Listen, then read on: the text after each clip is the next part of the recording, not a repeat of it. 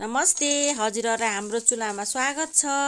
आज चाहिँ मैले मुराई, बदम, नरिवल, चनाको मिक्स गरेर पिरो, अमिलो, मिठो खाजाको रेसिपी लिएर आएको छु।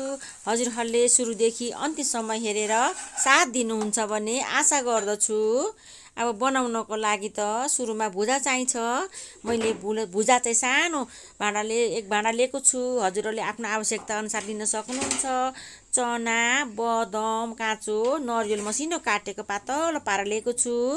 कराई बसाइसके, ग्यास बालेर मैले अब तेल लगाउँदैछु, सर्सिउँको तेल। हजुरहरुले जुनै तेल पनि लाउन सक्नुहुन्छ। मैले चाहिँ 3 चम्चा जति लाएको छु। त्यसपछि सर्सिउँको दाना आधी चम्चा, जिरा आधी चम्चा, त्यसपछि चाहिँ हामीले करी पत्ता पखालीहरु लिएको छु। हजुरहरुले पनि छ भने लाउनु, छैन भने चाहिँ नलाउनु होला। मैले चाहिँ कौठीमा रोपेको छु, त्यसकारणले लगाएको। करी पत्ता लाउँदा पनि मिठो बास्ना आउँछ।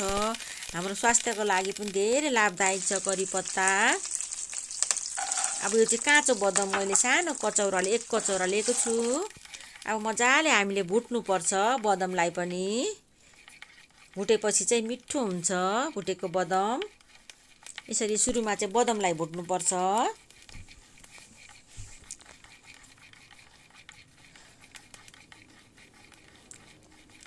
अब बदम चाहिँ भुटिसक्न लागिसक्यो।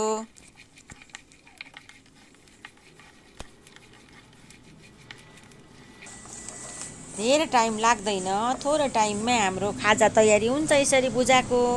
अब पातलो गरेर काटेको नरिवल मसिनो राख्दैछु। एकछिन भुट्नुपर्छ नरिवललाई पनि।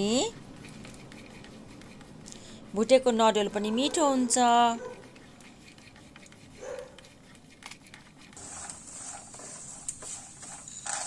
अब यो चाहिँ चना हो, मैले भुटेको चनै लिएको, बोक्रा निकालिवरी।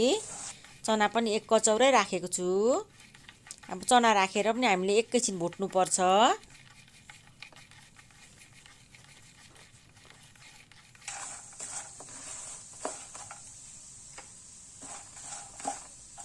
खोर्सानी मैले 2टा राखेको छु, हरियो खोर्सानी। हजुरहरुले पिरो चाहिँ अब कतिको खानुहुन्छ त्यही अनुसार राख्न सक्नुहुन्छ। बच्चाहरुले खाने हो भने चाहिँ पिरो नराख्दा पनि हुन्छ।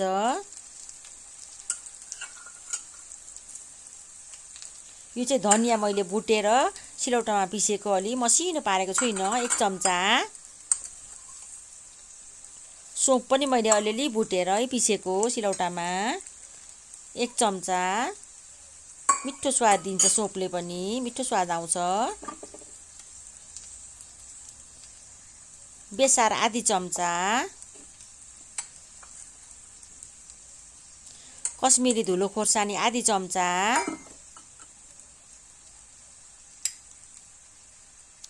बिरे नुन थोरै राखेको छु, यसले पनि पचाउने पनि काम गर्छ। अब नुन स्वाद अनुसार। अब मजाले चलाउनु पर्छ हामीले, सबै मसलाहरू मिक्स हुने गरेर।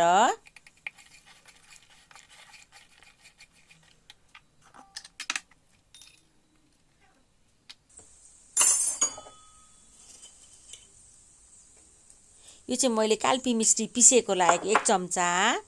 हजुरहरुले मिश्री छैन भने चिनी पनि पिसेर राख्दा हुन्छ। यो चाट मसला हो 1 चम्चा। चाट मसलाले मिठो स्वाद दिन्छ, चाट मसलाले नि। मजाले चलाउनु पर्छ। सबै मिक्स भइसक्यो मरमसलाहरू। अब चाहिँ हामीले भुजा राख्नु पर्छ। मुराई राखेर पनि मजाले चलाउनु पर्छ, सबैतिर लाग्ने गरेर। ल हेर्नुस् त, बदम, नरिवल, चना राखेर बनाएको कस्तो मजाको भएको छ मिक्स। पिरो, नुनिलो, गुलियो सबै चटक्क मिठो हुन्छ। हामीले बोतलमा स्टोर गरेर राख्यौँ भने धेरै दिनसम्म पनि चियासँग यसो खान सकिन्छ दिउँसो। अब हजुरहरुलाई पनि यसरी बनाएर खानु होला, अनि कस्तो लाग्छ कमेन्टमा लेख्नु होला। अब भिडियो मन परेमा लाइक, कमेन्ट, सब्स्क्राइब गरिदिनु होला। साथी फ्यामिलीसँग सेयर गर्नु नभुल्नु होला। हजुरहरुको दिन सुखमय बित्योस्। धन्यवाद।